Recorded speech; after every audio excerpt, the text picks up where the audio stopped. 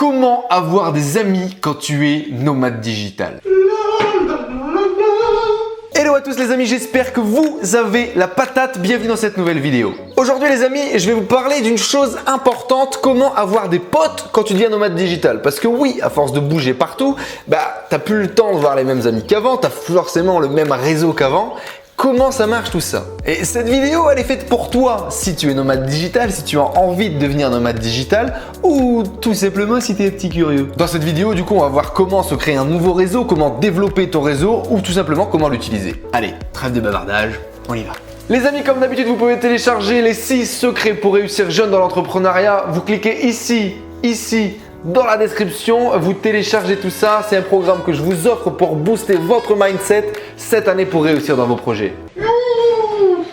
La première des choses, c'est certainement d'avoir des amis nomades digitaux eux aussi. Effectivement, je ne vais pas vous l'expliquer, avoir des potes qui sont également nomades digitaux, ça va forcément vous aider à garder votre noyau de potes, potentiellement à voyager avec eux, voire à travailler avec eux. Donc moi c'est le cas, par exemple, je me suis baladé déjà plusieurs fois avec Raphaël par exemple en Roumanie. Là je vais rejoindre Clément au Canada ou encore voir Maxime en Roumanie. Et ça effectivement, ça va vous aider à avoir des potes qui sont aussi nomades digitaux, de pouvoir échanger, de pouvoir se comprendre tout simplement et de nouer des liens. Mais là tu vas me dire Captain Obvious, merci d'être venu. Et je te comprends tout à fait, c'est pour ça qu'il y a 3 points dans cette vidéo et non pas 1. La deuxième solution, c'est tout simplement de discuter et d'expliquer à tes anciens amis ton nouveau mode de fonctionnement, ta nouvelle vie. Donc bien entendu, par contre, ça va t'obliger à faire un tri avec les gens qui vont pas comprendre, qui s'en foutent, qui veulent pas le savoir et qui vont te dire tout simplement que tu penses qu'à ta gueule. Puis dans le fond, c'est un peu vrai. Il faudra tout simplement expliquer à tes anciens amis ton nouveau fonctionnement et ton nouveau mode de vie. Alors pour ma part, tout simplement, j'ai sélectionné 5-6 amis, ce qui est déjà plutôt pas mal, je peux les compter sur le doigt de ma main.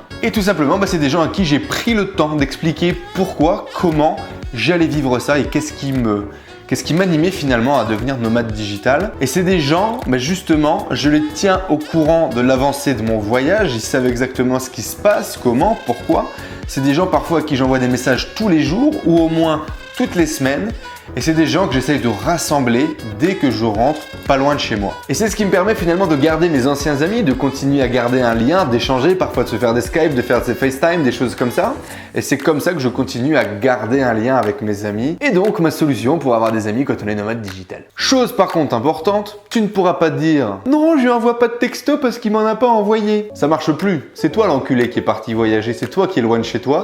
Donc c'est toi qui devras faire le pas et enlever cette barrière limitante dans ta tête par rapport à tes amis et aller vers eux. Ça va t'obliger à t'investir un petit peu dans ta relation amicale. Tu t'y investis pas de l'année, tu devras t'investir quand tu rentreras pas loin de chez toi, dans ta région ou dans ta ville. Troisième solution. Alors la troisième des choses, c'est certainement le fait de rencontrer des amis de voyage. Donc j'ai rencontré plein de personnes dans tous les pays dans lesquels je suis allé et c'est vraiment quelque chose de différent. C'est pas des amitiés comme tu pourrais entendre, comme tu pourrais voir, comme tu as pu vivre, avec lesquelles tu es allé à l'école, tu as fait plusieurs années, etc.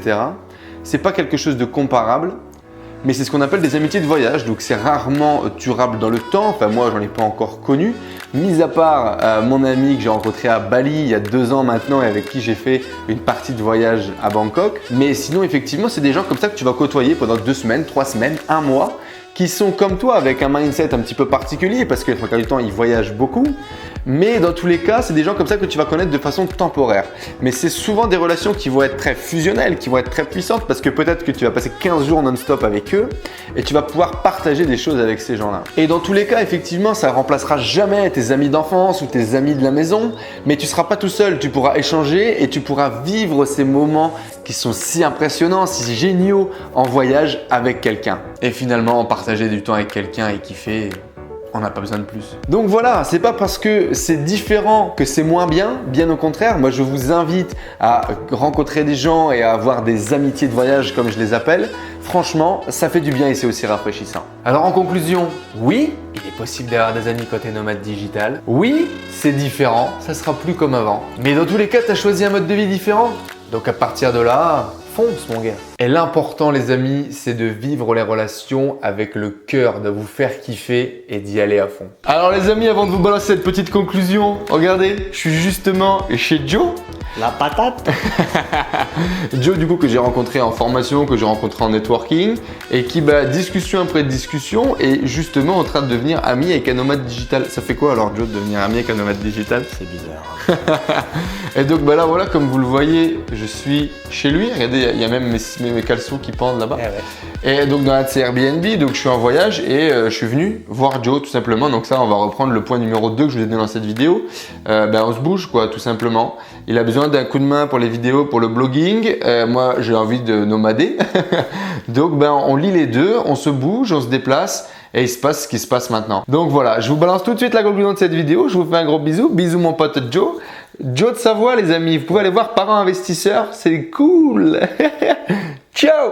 À plus. Et donc abonne-toi si tu veux plus de vidéos sur le nomadisme digital, sur l'entrepreneuriat pour te booster, pour te motiver. C'est juste en dessous. Tu cliques, tu laisses un petit pouce bleu. Tu laisses un bon petit commentaire pour me faire plaisir. Je te répondrai dans tous les cas. T'inquiète pas, je réponds à tous les commentaires. Je te fais des gros bisous. Ciao.